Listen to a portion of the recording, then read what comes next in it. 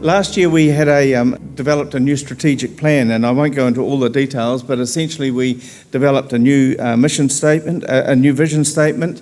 We turned what was previously our sort of core values into the components of what we do in terms of our mission, and then we set about some values about how we operate as an organisation. And essentially our mission is promoting awareness, providing support, funding research, and advocating for patients. And so I'm just going to talk within those categories just a little bit about how we actually execute those things.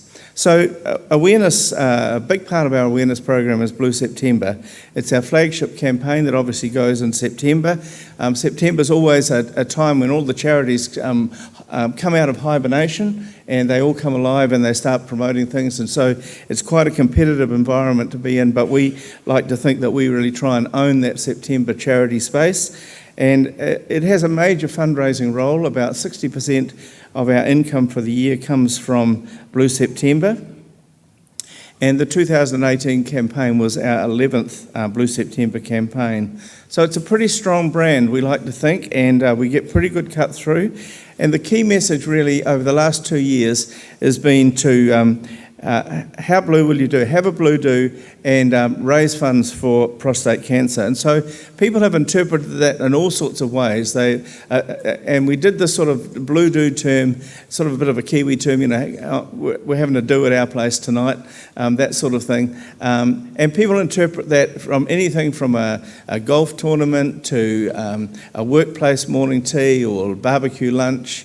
Rugby club will hold a casino night, and all sorts of things happen under the banner of a blue do. And we're just amazed at the diversity of things that come in. And so last year there was about 1,400 blue do's around the country, which was about a 20% increase on the previous year. And so we are trying to engage with workplaces, community groups, businesses, sports clubs, and individuals who want to take the initiative. And often people do it because of some personal connection they have to prostate cancer. But the underlying message, as it always is about our awareness, is for guys to get checked for prostate cancer. So as I say, there was about 1,400 blue do's. We raised about 1.2 million. We had over 800 TV spots. A lot of those were pro bono, supported by the various TV stations. Media reports, 97 media reports, that's like interviews and stories, articles, all those sort of things that appear in local and national newspapers. Lots of video views on the website, and about 47,000 people reached through social media. And we'll be developing a very similar campaign, or we are developing a very similar campaign for 2019. We couldn't do our campaign without a very committed group of sponsors, and there's their logos there: Placemakers, Farmers, Farmlands, the Rural Network. They were a new addition in last year's campaign. Corey's Electrical, VTNZ, Storage King, Auto Super Shops, Bauer Media, who run a lot of the magazines. A new one coming on this year is Plumbing World and Metrics, and we've had Mazda as well up until this year.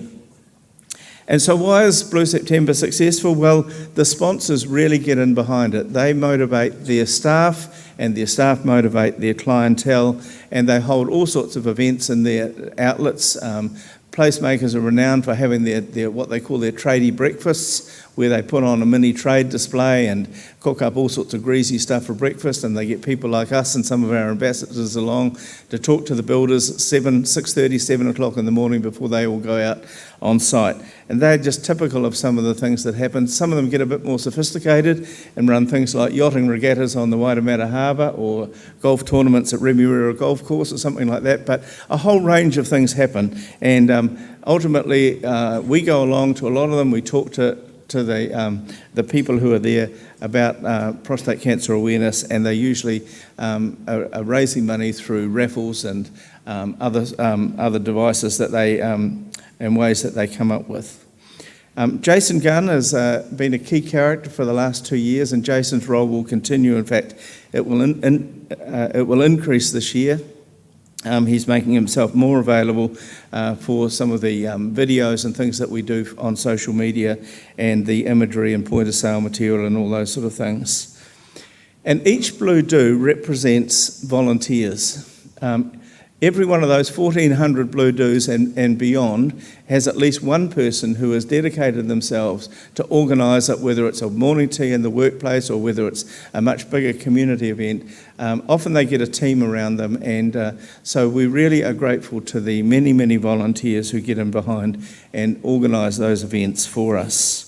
And then we have some big events that we organise ourselves as well, and the flagship one of those is Pedal for Prostate. If you're into cycling, or if you're not even into cycling but you'd like to be, our Pedal for Prostate event at Hampton Downs Raceway, it's a 4-hour cycling event. You can ride it individually or in teams around the racetrack there, so there's no traffic to knock you off your bike or anything like that. Last year we had a couple of hundred people involved. It raised about $150,000. That's double from the previous year, and so we're looking at that really flying high again this year, and it's planned for October the 13th. So if any of you are into cycling, you can find out much more about that through our website. So Blue September, let's have a look at what we do.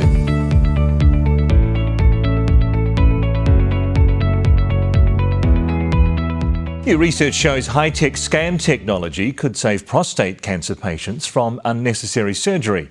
It's currently only available privately, but there are calls to make it publicly funded. This scan here has a very specific peptide called prostate-specific membrane antigen, which attaches itself to the prostate cancer cells and tells us that there is indeed prostate cancer spread in lymph nodes or bones.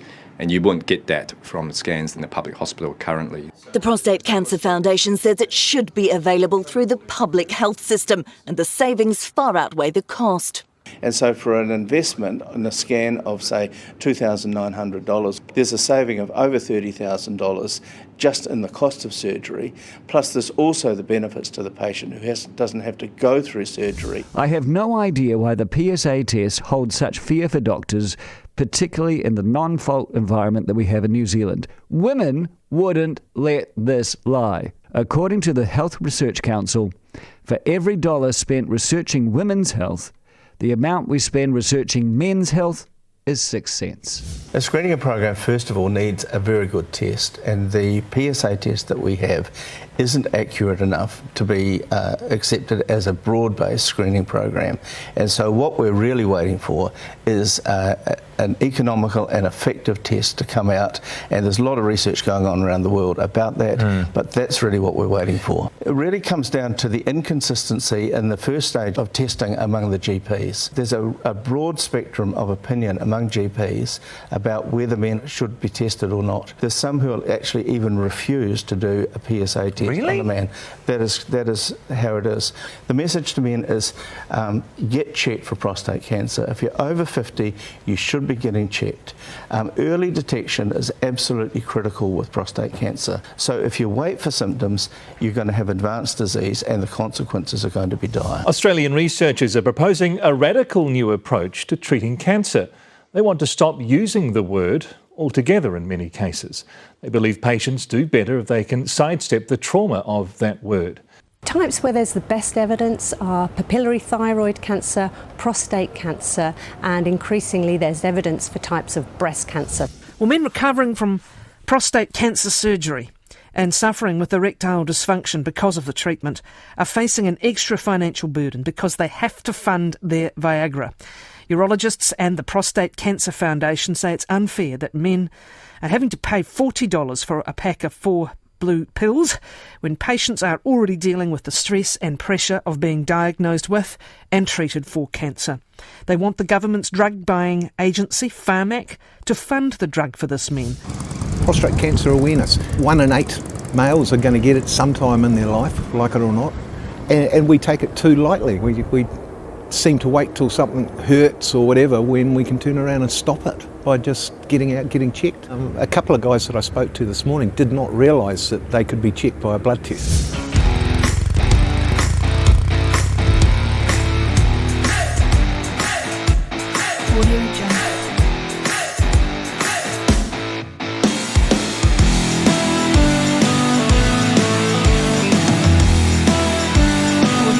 riding again with Bikers in Blue. I think we've got something like 280 bikes here today, and when you add up the passengers as well, we're up to 300, and they're still coming in.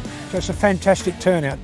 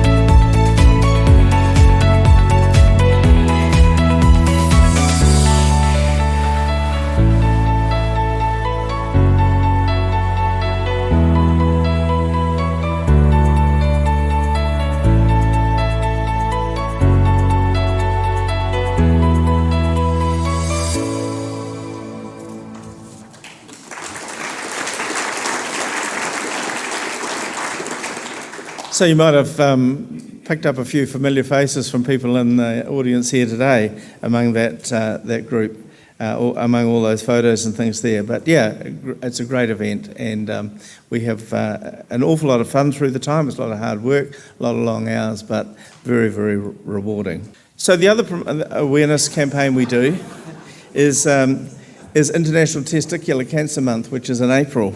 And so last year's promotion, we had a very, very effective one in 2017 with Go Balls Out, which was, map my walk in the shape of a cock and balls, excuse the language.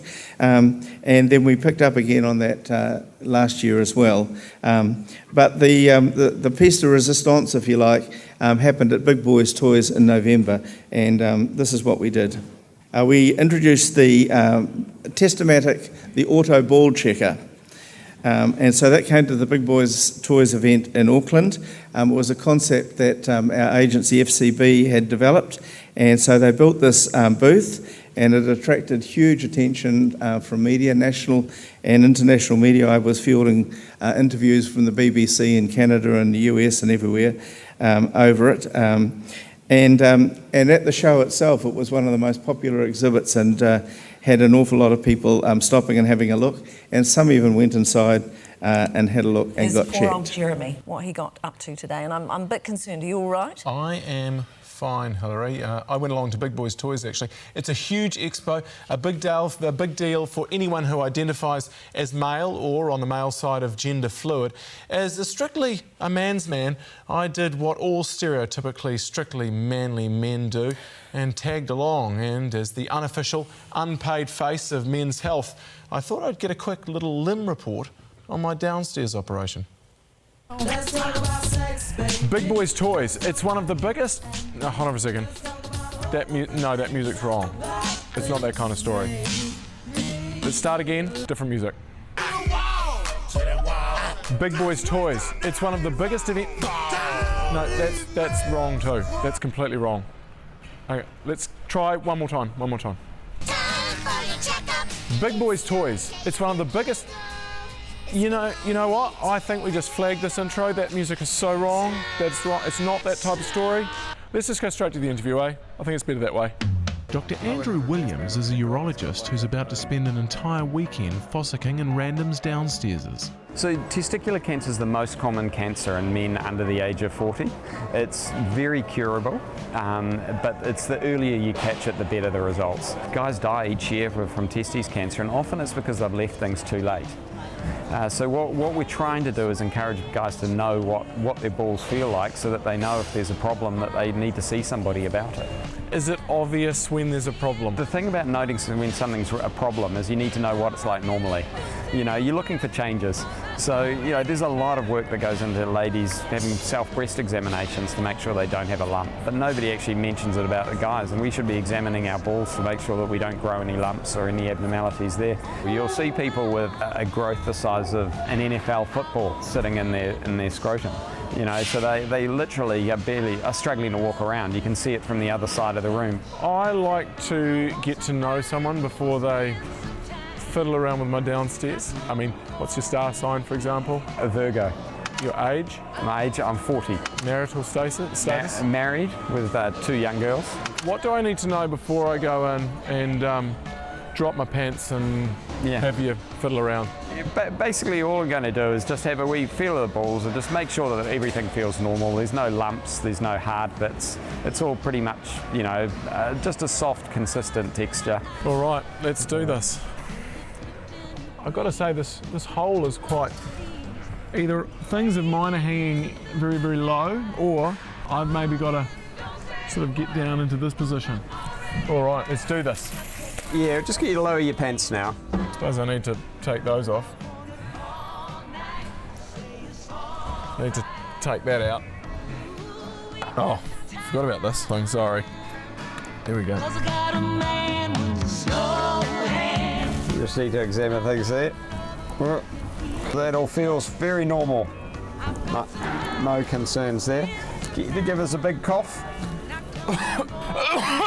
That all feels normal. It all feels normal. No problems there. Woohoo! Thank God for that. It's actually genuinely a little bit nervous there. You just need to keep an eye on things. If anything changes, see your doctor. If anything changes, see your health professional. All right. Thanks, Andrew. Thanks for that. That was enjoyable. Was it really enjoyable? Look, You're joking. Andrew had, for a big man, very soft hands. Well, I'm just relieved that everything in the downstairs operation's okay. I think it's a relief for me, for everyone who works with you, for all our lovely viewers who tune in every night, of course your family. I think it's wonderful. What a fantastic initiative. It is. In all seriousness, it's a wonderful idea, and you can go along there at Big Boys Toys, and you just go into the booth, pull the curtain around. It takes approximately 15 to 20 seconds, and it's something that men should be doing more often. This is the thing. Men really do neglect their health. Yeah. It's a real issue for us. It is, and he was quite right in saying that us women, we're quite good, we're quite open at getting things checked, but you blokes aren't. But it'll fit in quite well at Big Boys Toys, because a lot of big boys consider and toys. All right, so you can see Andrew gets all the good jobs. But I should warn Michael Holmes that we're going to field days in June and we'll be expecting him to come along and do his part of it as well. All right, Michael? So we'll be talking to you later. Okay, so that's what we do for awareness, all right? We'll do anything for awareness and to get on the news. So support service is another really important part, and most of you here are either involved or know about our support group services that we do, but we have a few other things as well as the support groups. We have an online support forum, and now there's over 275 people are registered on that. And that's a way for people to go on and ask questions and get comments from other of their peers, you know, who've had going through similar experiences or got something to share about their journey in prostate cancer. It's moderated, so we don't get too much crank stuff on there. And we also have a Facebook page, and a similar thing happens there. And Jim Duthie, who's a urologist in Tauranga, he actually moderates those for us and gives us the medical advice or provides medical advice where needed. We have a patient welfare fund where we provide small grants for people who need some financial assistance with some aspect of their prostate cancer care. We don't actually fund treatments as such, but we do fund things like physio treatments and those sort of things. And our 0800 helplines, increasingly used. Between Raywin and I, we take the calls, and you know, it's not unusual to have several a day coming through on our 0800 lines. Our patient education forums are when we focus on a topic, and then we go here in Auckland and in other places around the country and run seminars on things like metastatic disease or on incontinence and ED, as we've done in the past. And then, as you heard today, we're developing the CrossFit exercise program as well. In terms of funding research, you've heard about the lutetium 177 and the PSMA scanning that Remy was talking about earlier today, and also that Jacinda talked about the urology nurses training program. We've now signed an agreement with ANZUP, which is an Australian-New Zealand clinical trials group, to make a commitment to 3 years of funding clinical trials. And also we've just agreed to put some support into this interesting canine medical research, medical detection trust that are going to use and train dogs for sniffing prostate cancer volatile in urine samples. And it's been done overseas, and they're learning from overseas. We linked this trust up with the people at University of Otago to get some scientific rigour in the whole process. And so that's Levi. He's a young pup, and he's in the early stages of training, and what we hope will be another way for men to have an initial test for possible prostate cancer. As Mark talked about earlier, we're quite involved in advocacy, and increasingly so. Pharmaceutical companies and Pharmac, and I mentioned before my role with enzalutamide, and we've also been trying to get cabazitaxel supplied here. Quite frankly, the suppliers, the manufacturers of that, don't think our market is big enough and can't be bothered, which is a pretty sad state of affairs. And I think somebody also mentioned the trial that's going on. I think it was Remy with lutetium, and we weren't able to run that trial in New Zealand because we can't get access to cabazitaxel, which is a second stage chemotherapy agent. So we're involved in advocacy on behalf of patients to DHB, sometimes if there are delays in treatment or issues around treatment, and in severe cases where we think there's been a real problem, or patients think there's been a real problem, in making complaints to the Health and Disability Commissioner. And we engage with GPs, and increasingly this will be a new strategy going forward. I think I mentioned earlier about my involvement recently in a rural GP conference, and we did some survey work there to assess what the issues are. And so that will be a strategy going forward to engage more with GPs in their training processes and in their professional development. And also, as Simon was talking about earlier, liaison with the Standards of Care project. We have a patient representative from the foundation on that Standards of Care project.